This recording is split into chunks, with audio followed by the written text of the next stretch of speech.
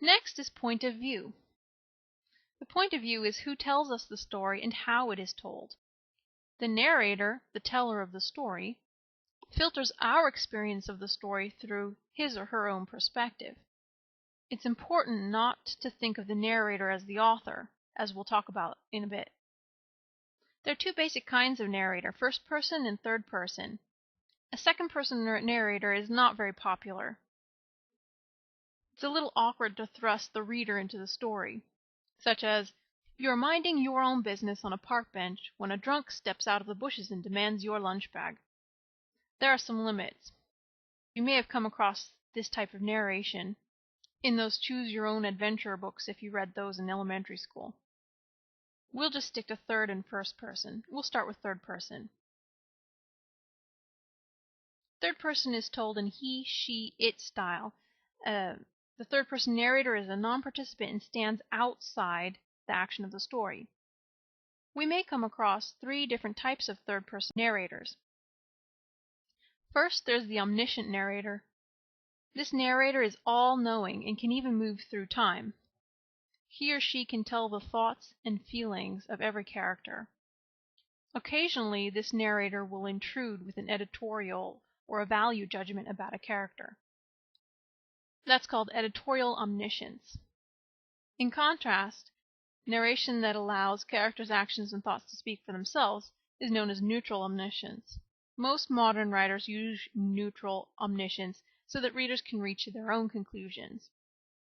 Another type is the limited omniscient narrator. This is usually one character in a short story, but a novel may alternate between two. In this case, you as the reader can't see what the character can't see. You're limited to just what he or she perceives. One variation of this is the stream of consciousness style. It's used frequently by James Joyce, Virginia Woolf, and William Faulkner. It captures a character's thoughts as they occur, whether they're in sentences or in fragments, and gives an intimate perspective of someone's thoughts and thought processes. Finally, a third-person narrator can be objective. This narrator does not see into the mind of any character.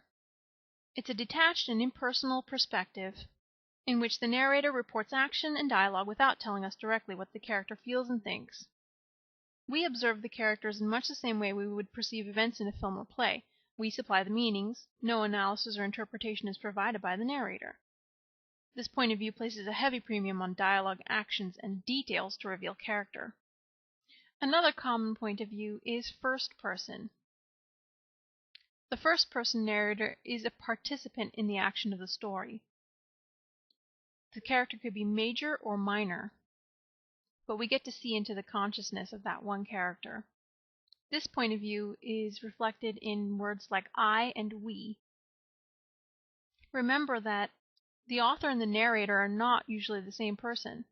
One of the primary reasons for identifying the point of view in a story is to determine where the author stands in relation to the story.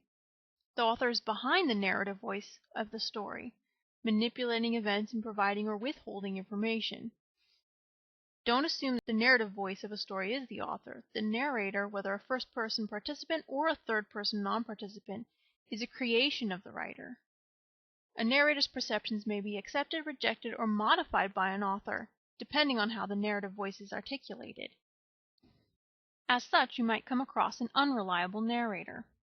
This is a speaker who can't be trusted, either for lack of self-knowledge or for innocence or inexperience. A naive narrator is also known as an unreliable narrator. When considering point of view, keep in mind the author's careful choice. The type of narrator is chosen for effect and determines what we know of the characters. There's a reason for every choice an author makes, and this is one too.